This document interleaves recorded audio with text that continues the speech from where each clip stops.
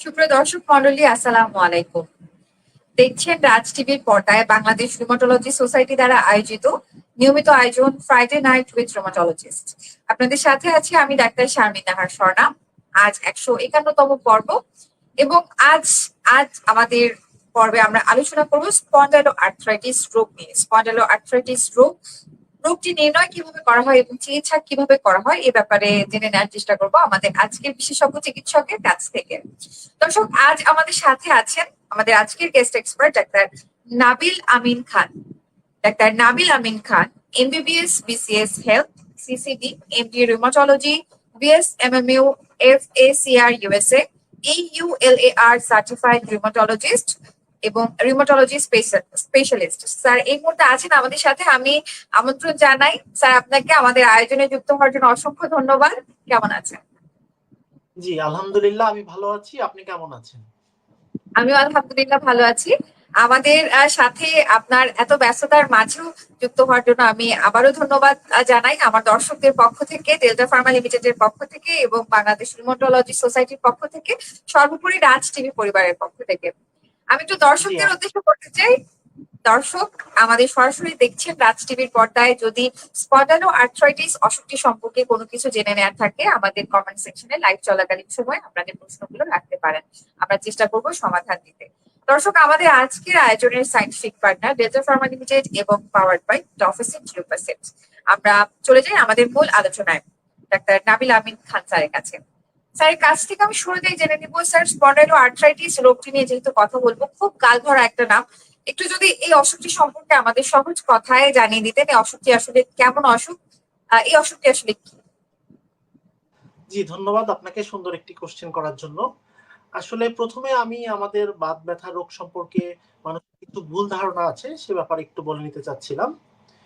বাংলাদেশের বেশিরভাগ মানুষই মনে করেন বাত ব্যথা রোগ বলতে সাধারণত বাত জ্বর রোগটিকে অনেক বুঝে থাকেন, কিন্তু বাত ব্যথা বা বাত রোগের আন্ডারে আমরা মেডিকেলে মোটামুটি 683 ধরনের বাত ব্যথা বা বাত রোগ আমরা ট্রিটমেন্ট করে থাকি বা চিকিৎসা করে থাকি।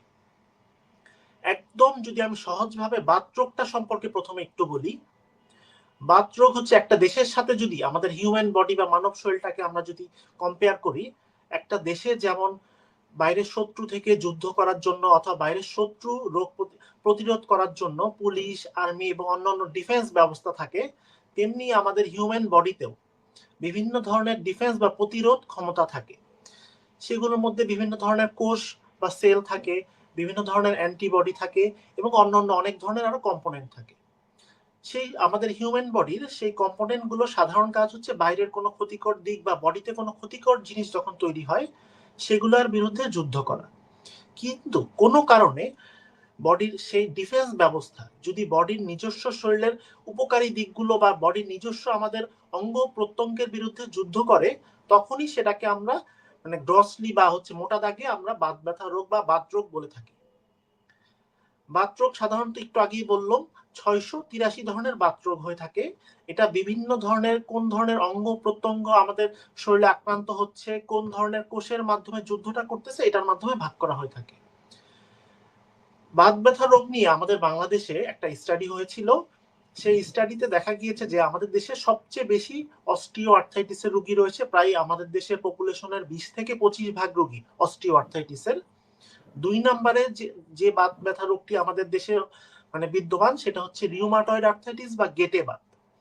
আমাদের দেশে প্রায় 1.6% পিপল গেটে বাত বা রিউমাটয়েড আর্থ্রাইটিসে আক্রান্ত হয়ে থাকে। এবং 3 নম্বরে যেটা, সেটা আজকে আমাদের আলোচ্য বিষয়, স্পন্ডাইলো আর্থ্রাইটিস। আমাদের দেশে স্পন্ডাইলো আর্থ্রাইটিস রোগটার প্রিভ্যালেন্স বা হচ্ছে কত পার্সেন্ট মানুষ এই রোগটায় ভুগছেন, সেটা মোটামুটি 1.2%-এর মতো। আমি যদি আমাদের দেশের পপুলেশনকে 20 কোটি হিসাব করি কারেন্টলি, তাহলে আমাদের দেশে 24 থেকে 25 লক্ষ মানুষ স্পন্ডাইলো আর্থ্রাইটিস রোগটাতে ভুগছেন। এই সংখ্যাটা কিন্তু নেহাতি কম নয়, 24 থেকে 25 লক্ষ মানুষ।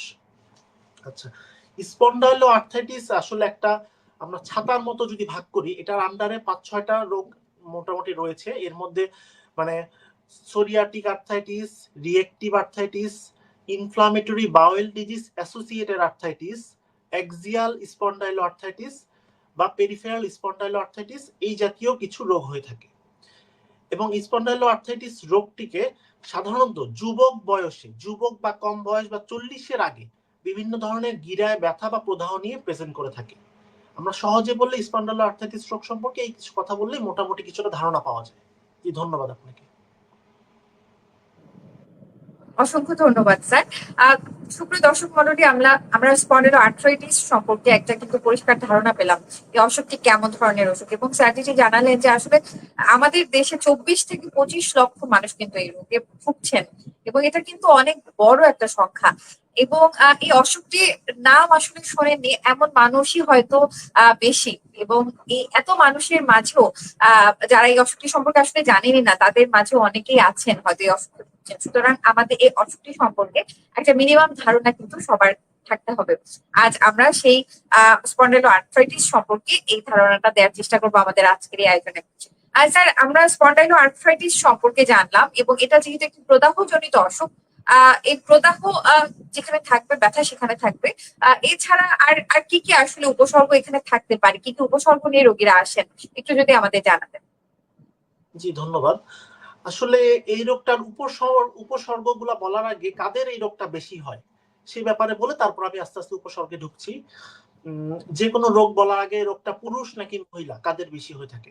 সাধারণত আমাদের এই বাত ব্যথা রোগগুলো মহিলাদের বেশি হয়ে থাকে, শুধু লিমিটেড বা সামান্য কিছু রোগ পুরুষের বেশি হয়ে থাকে।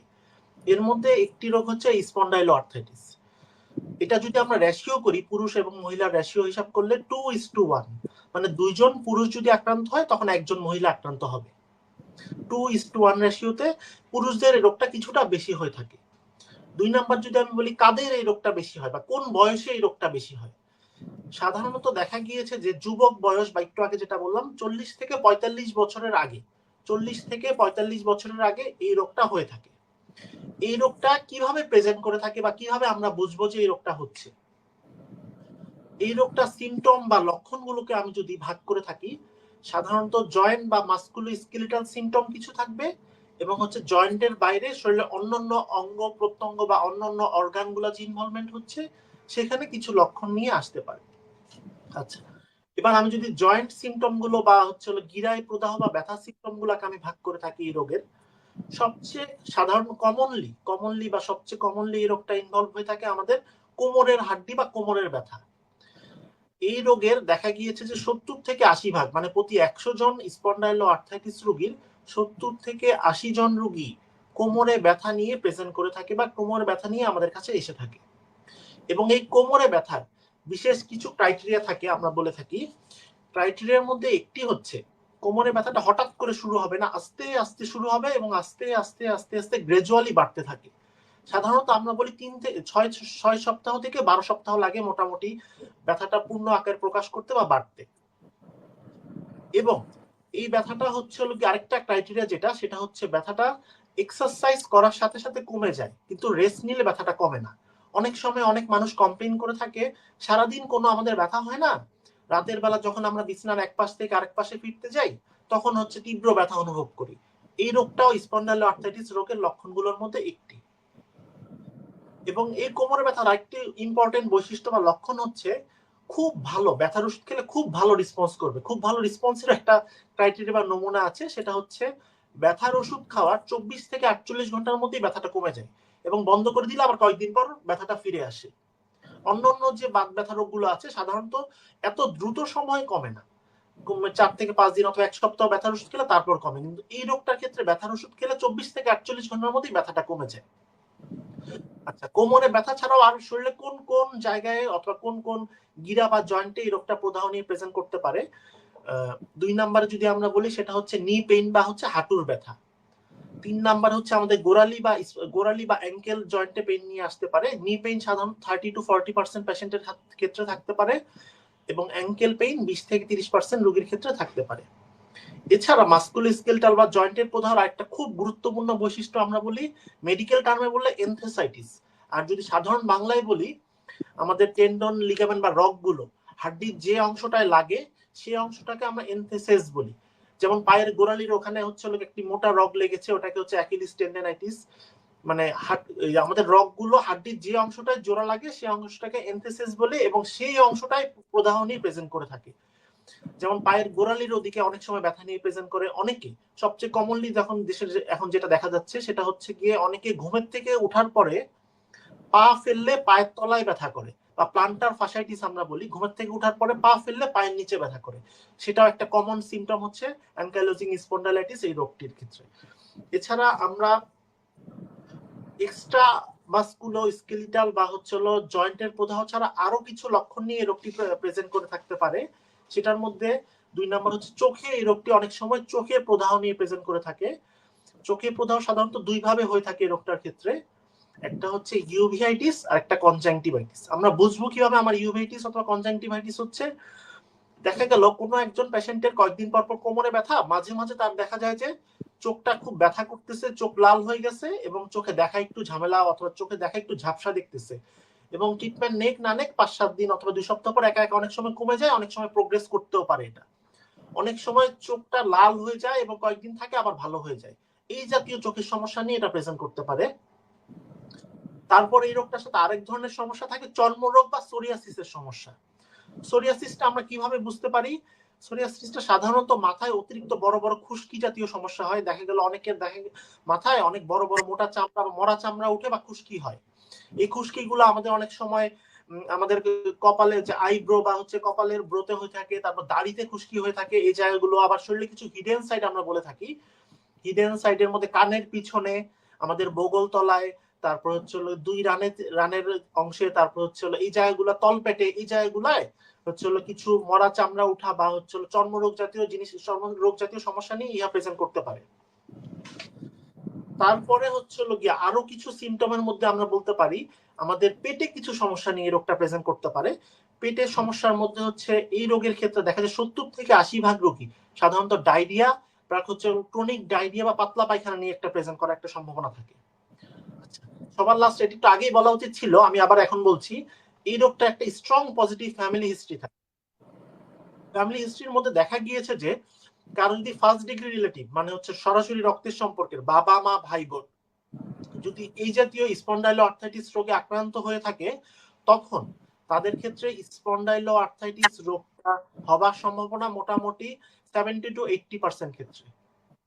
তবে সেকেন্ড ডিগ্রি রিলেটিভের ক্ষেত্রে, সেকেন্ড ডিগ্রি রিলেটিভ বলতে চাচা মামা খালা, ওদের ক্ষেত্রে এই রোগটা আক্রান্ত হওয়ার সম্ভাবনা 20-25%। মোটামুটি এই জাতীয় লক্ষণগুলো দেখে আমরা এই রোগটা ধারণা করতে পারি, তখন আমরা ফার্দার ইনভেস্টিগেশন পরীক্ষা নিরীক্ষার মাধ্যমে নিশ্চিত করার চেষ্টা করবো আর কি। জি, এগুলাই মোটামুটি এই রোগের কিছু লক্ষণ আমি বললাম। অসংখ্য ধন্যবাদ স্যার, আমাদেরকে চমৎকার ভাবে বিভিন্ন উপসর্গের কথা জানালেন। এবং দর্শক, আমরা কিন্তু জেনে নিলাম এক্ষেত্রে শুধুমাত্র জয়েন্ট পেইন নয়, জয়েন্ট পেইনের বাইরেও আরো অনেক ধরনের উপসর্গ স্পন্ডাইলো আর্থ্রাইটিস এর সাথে কিন্তু রিলেটেড থাকতে পারে। আর স্যার, এই পর্যায়ে একটু জেনে নেবো, এই যে বিভিন্ন ধরনের উপসর্গ নিয়ে আসলে স্পন্ডাইলো আর্থ্রাইটিস এর রোগীরা প্রেজেন্ট করছে, সেক্ষেত্রে রোগীর রোগটা ডায়াগনোসিসটা কিভাবে হচ্ছে, ডায়াগনোসিস করার প্রসিডিওরটা কি আমাদের সাথে যদি একটু শেয়ার করতেন। আচ্ছা, জি, আমরা এতক্ষণ যে লক্ষণগুলো বললাম সেই লক্ষণগুলো নিয়ে রোগীরা আমাদের কাছে আসে। তারপর তো আমাদের পরবর্তী স্টেপ রোগটা নিশ্চিত করতে হবে, বা রোগটা আসলেই রোগীটার আছে কিনা নিশ্চিত করার জন্য কিছু ক্রাইটেরিয়া এবং কিছু পরীক্ষা নিরীক্ষা আমরা করে থাকি। সেই ক্রাইটেরিয়ার মধ্যে যদি আসাস ক্রাইটেরিয়া বলা হয়, এবং ওই আসাস ক্রাইটেরিয়া কিছু পরীক্ষা নিরীক্ষার কথা বলা আছে। পরীক্ষা নিরীক্ষার মধ্যে রক্তে কিছু আমরা ইনফ্লামেটরি মার্কার বা রক্তে আমাদের বাতরোগটা আছে কিনা সেটা দেখার জন্য কিছু ইনফ্লামেটরি মার্কার করে থাকি। ইনফ্লামেটরি মার্কারের মধ্যে ইএসআর এবং সিআরপি। কারণ ইএসআর সিআরপি যদি খুব বেশি থাকে তখন এই রোগটার পক্ষে এক ধরনের এভিডেন্স দিচ্ছে আমাদের, বা প্রমাণ দিচ্ছে। 2 নাম্বার, শরীরে যেই জায়গায় ব্যথা থাকুক না কেন, আমরা কোমরের একটা এক্সরে করব বা পেলভিস এক্সরে বলি আমরা। কোমরের এক্সরেতে একটা জয়েন্ট হচ্ছে এসআই জয়েন্ট বা স্যাক্রো আইলিয়াক জয়েন্ট। স্যাক্রো আইলিয়াক জয়েন্টে প্রদাহর ফলে কিছু এখানে পরিবর্তন আমরা দেখতে পাই। এটা মেডিকেল টার্মে যদি বলি, ওখানে জয়েন্ট মার্জিন গুলো ইরেগুলার হয়ে যেতে পারে, জয়েন্ট মার্জিন গুলো সাধারণ থেকে অতিরিক্ত পরিমাণ সাদা বা স্ক্লেরোসিস হয়ে যেতে পারে, বা জয়েন্ট মার্জিন অর্থাৎ জয়েন্টের মাঝখানে যে গ্যাপ বা ফাঁকা থাকে সেটা একটু কমে যেতে পারে। সেই এক্সরেতে আমরা এই ফিচারগুলো পেতে পারি। তবে এক্সরের এই ফিচারগুলো আসতে সাধারণত 5-6 বছর সময় লাগে। সেজন্য ইনিশিয়াল স্টেজে এক্সরে করলে অনেক সময় কোনো ধরনের কোনো পরিবর্তন পাওয়া যায় না। ওই জন্য এক্সরেটা একটু লেটে অথবা 5 থেকে 6 বছর পরে আসলে তখন পাওয়া যেতে পারে। ইনিশিয়াল স্টেজে ডায়াগনোসিসের জন্য আমাদের অনেক সময় এমআরআইও করা লাগতে পারে কোমরের। এমআরআইতেও কিছু পরিবর্তন বা ইনফ্লামেশনের জন্য কিছু চেঞ্জ দেখে আমরা ওখানে বুঝতে পারি যে ওনার বাতরোগটা হতে যাচ্ছে অথবা বাতরোগটা কোন স্টেজে আছে। তারপর এই বাতরোগটার সাথে জেনেটিক বা বংশগত একটা স্ট্রং রিলেশন আছে। সেই বংশগত কিছু ফ্যাক্টর আমরা নির্ণয় করার চেষ্টা করি। বংশগত ফ্যাক্টরের মধ্যে মোটামুটি 110 থেকে 15 ধরনের বংশগত ফ্যাক্টর এর সাথে জড়িত, কিন্তু আমরা কমন দু একটা ফ্যাক্টর করে থাকি, যেমন HLA-B27, আপনি অনেকে হয়তো শুনে থাকবেন। HLA-B27 রক্তের এই পরীক্ষাটা করার মাধ্যমে আমরা এই রোগটা নির্ণয় করার জন্য আরো কিছু ইম্পর্টেন্ট ক্লু পেয়ে থাকি। এছাড়া যদি কারো সিঙ্গেল একটি জয়েন্ট বা শুধু একটি জয়েন্টে ইনফ্লামেশন অথবা ইনভলভমেন্ট নিয়ে আসে বা একটি জয়েন্টে প্রদাহ নিয়ে আসে, তখন আমরা শুধু ওই জয়েন্টের আল্ট্রাসোনোগ্রাম করে জয়েন্টে কিছু পরিবর্তন, যেমন জয়েন্টের যে ঝিল্লি বা সাইনোভিয়াল মেমব্রেন ছিল সেটা মোটা হয়ে গিয়েছে কিনা সেটা দেখতে পারি, ওখানে কার্টিলেজ কতটুকু মোটা অথবা চিকন আছে কিনা, অথবা জয়েন্টে ফ্লুইড জমছে কিনা বা তরল পদার্থ, অতিরিক্ত ময়লা তরল পদার্থ জমেছে কিনা, সেগুলো দেখে আমরা রোগটা সম্পর্কে ধারণা বা নিশ্চিত হতে পারি আর কি। অসংখ্য ধন্যবাদ স্যার। রোগটি ডায়াগনোসিস করার যে প্রসিডিউর গুলো সেই সম্পর্কে আমরা জেনে নিলাম দর্শক। আর স্যার এ পর্যায়ে একটু চিকিৎসা প্রসঙ্গে আসে। আলোচনার শুরুতে বলছিলেন যে এই অসুখটি এমন একটি অসুখ যে ওষুধটা আসলে ব্যথার ওষুধে খুব ভালো রেসপন্স করে। তো ব্যথার ওষুধের পাশাপাশি আর কি কি আসলে ওষুধ এখানে ব্যবহার করা হয়, বা আমি যদি একটু জানতে চাই যে আসলে চিকিৎসাটা কিভাবে করা হয় স্যার, যদি একটু বলতেন। জি ধন্যবাদ। এতক্ষণ তো আমরা রোগটা ডায়াগনোসিস করলাম অথবা নিশ্চিত করার চেষ্টা করলাম। রোগটা চিকিৎসার আগে আমরা এই রোগটা চিকিৎসা কিভাবে করব তার কিছু আমরা গোল ঠিক করে নিই, মানে গোল বা উদ্দেশ্য বা লক্ষ্য ঠিক করে নেই। রোগটা চিকিৎসার লক্ষ্যের মধ্যে প্রথম লক্ষ্য হচ্ছে রোগটা সিমটম বা রোগীর কষ্ট উপশম করা। 2 নাম্বার লক্ষ্য হচ্ছে রোগটা যাতে ফার্দার প্রোগ্রেস না করে, রোগটা যাতে রেডিওলজিক্যাল কোনো ড্যামেজ, পেশেন্টের কোনো কমপ্লিকেশন বা জটিলতা না করে, সেগুলোর দিকে আমাদের খেয়াল করা। 3 নাম্বার হচ্ছে পেশেন্টের কিছু সাইকোলজিক্যাল সাপোর্ট দেওয়া, যেহেতু রোগটা একটা লং টার্ম ডিজিজ, অনেক সময় রোগীরা সাইকোলজিক্যালি কিছুটা ডিপ্রেশনে ভুগতে পারেন, সেই সমস্যাগুলো যাতে না হয় সেজন্য সাইকোলজিক্যাল সাপোর্ট দেওয়া। আচ্ছা, এই রোগটার ট্রিটমেন্টটা আসলে একটা গ্রুপ অ্যাপ্রোচ হতে হবে। এর মধ্যে মূল ভূমিকা পালন করবে রিউমাটোলজিস্ট, তবে রিউমাটোলজিস্টের সাথে একজন ফিজিওথেরাপিস্ট, অনেক সময় একজন যদি চর্মরোগের সমস্যা থাকে সাথে একজন ডার্মাটোলজিস্ট, কারো যদি পেটে পাতলা পায়খানার সমস্যা বা ইনফ্লামেটরি বাউল ডিজিজ অ্যাসোসিয়েটেড থাকে তখন একজন গ্যাস্ট্রোএন্টারোলজিস্ট, মানে এই কম্বাইন্ড অ্যাপ্রোচ, একজন রিউমাটোলজিস্ট, একজন ডার্মাটোলজিস্ট, একজন গ্যাস্ট্রোএন্টারোলজিস্টের অনেক সময় সাহায্য নেওয়া লাগতে পারে। আচ্ছা, যে কোনো ধরনের আমাদের বাতরোগ চিকিৎসার ক্ষেত্রে আমরা প্রথমেই হচ্ছে পেশেন্ট এডুকেশন বা পেশেন্টের রোগটা সম্পর্কে শিক্ষা দেওয়াটা খুবই গুরুত্বপূর্ণ। শিক্ষার মধ্যে আমরা প্রথমেই রোগটা ন্যাচারাল কোর্স বা রোগটা কিভাবে আগাবে, রোগটা কি ধরনের ফলো আপ হতে পারে, রোগটা কতটুকু উন্নতি হবে কি হবে না, রোগটা আমাদের লং টার্ম ডিজিজ নাকি শর্ট টার্ম কয়েকদিন ওষুধ খেলেই ভালো হয়ে যাবে, এই ব্যাপারটা প্রথমে রোগীকে আমাদের বোঝাতে হবে। 2 নাম্বার, কেউ যদি হচ্ছে স্মোকিং করে থাকেন, স্মোকিং রোগটার ক্ষেত্রে খুব নেগেটিভলি রিলেটেড, কারণ স্মোকিং থাকলে রোগটা বাড়ার সম্ভাবনা, রোগটার কোমরবিডিটি বা কমপ্লিকেশন ডেভেলপ করার সম্ভাবনা খুব বেশি। যদি কেউ স্মোকিং করে থাকেন আমরা তাদেরকে সাজেস্ট করি আপনি স্মোকিং করে থাকলে যত দ্রুত সম্ভব স্মোকিং বন্ধ করে দেন অথবা কমিয়ে দেন। 3 নাম্বার এই রোগের ট্রিটমেন্টের ক্ষেত্রে খুব গুরুত্বপূর্ণ, সেটা হচ্ছে হলো কি এক্সারসাইজ করা।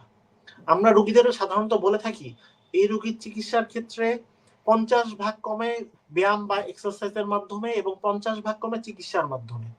অনেক রোগীরা আমাদের শুধু এক্সারসাইজ বা ব্যায়ামের মাধ্যমেও এই রোগটা অনেক সময় কমিয়ে থাকেন।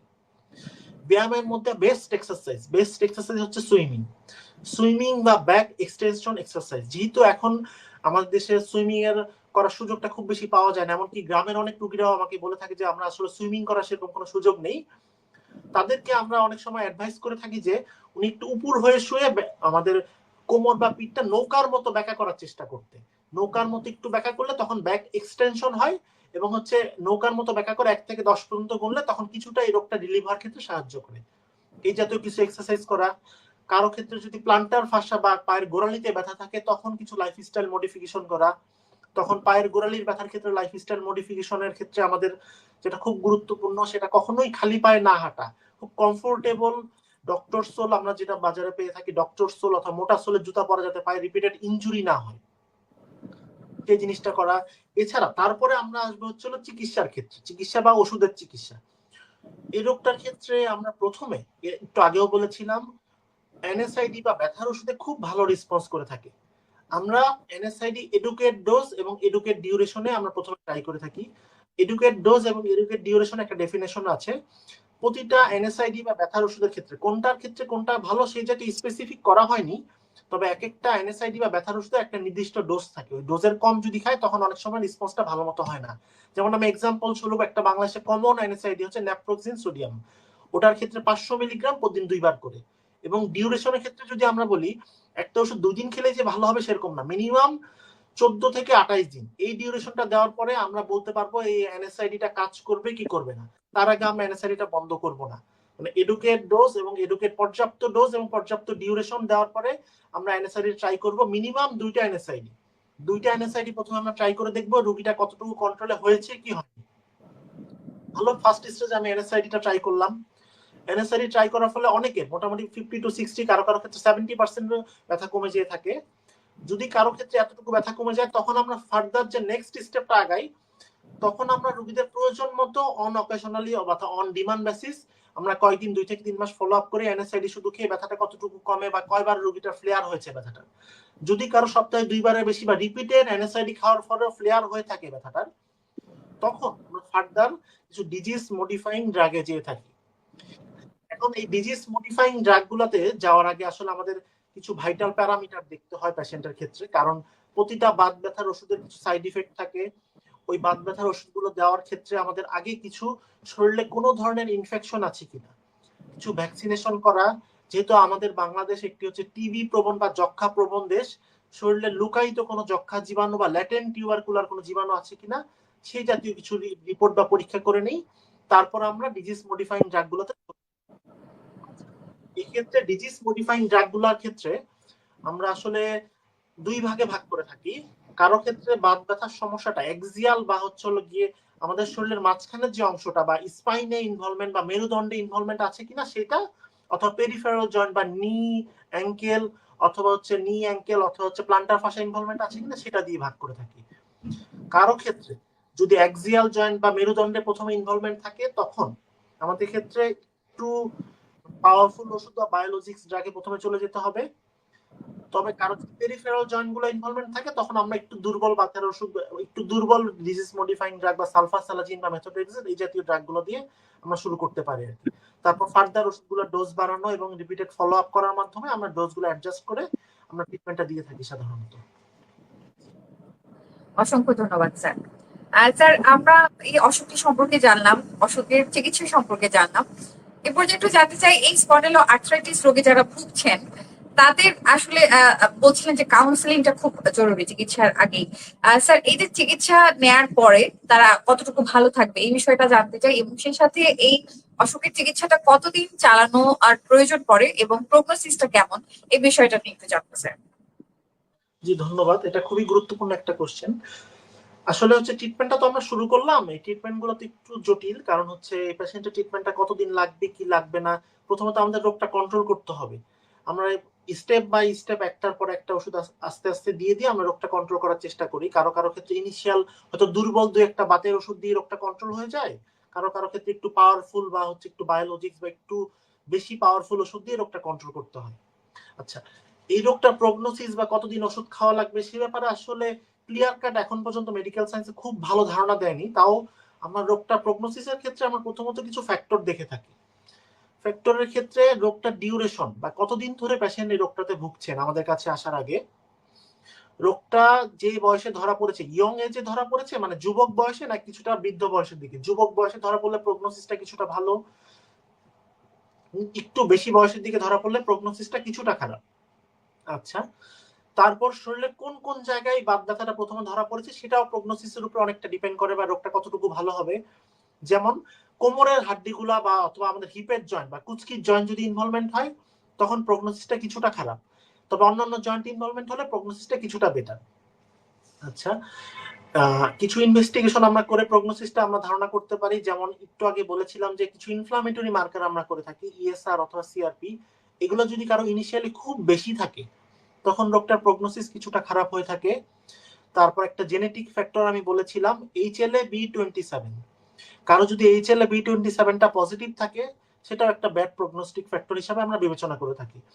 এই প্রগনোস্টিক ফ্যাক্টর গুলো দেখে আমরা কিছুটা ধারণা করতে পারি রোগটা কতটুকু আগাবে অথবা কতটুকু আমরা কন্ট্রোল করতে পারবো কি পারবো না। তারপর 2 নাম্বার, এই রোগটা কিছুটা আসলে রিল্যাপসিং এন্ড রেমিটিং। রিল্যাপসিং রেমিটিং মানে হচ্ছে অনেক রোগীদের ক্ষেত্রে দেখা যায় যে কয়েকদিন রোগটা থাকলো, তারপর একটা নির্দিষ্ট সময় রোগটা একদম ভালো হয়ে গেছে, আবার একটা নির্দিষ্ট সময় পর আবার ফিরে আসছে, মানে একটা সময় থাকলো একটা সময় ফিরে আসতেছে, একটা সময় থাকলো একটা সময় ফিরে আসতেছে, এভাবে করে কারো কারো ক্ষেত্রে হতে পারে। তবে কিছু মাইনরিটি রোগী ইনিশিয়াল আমাদের ব্যথার ওষুধ দেওয়ার পরেই পুরোপুরি ভালো হয়ে যায়, জীবনে কখনোই ফিরে আসে না।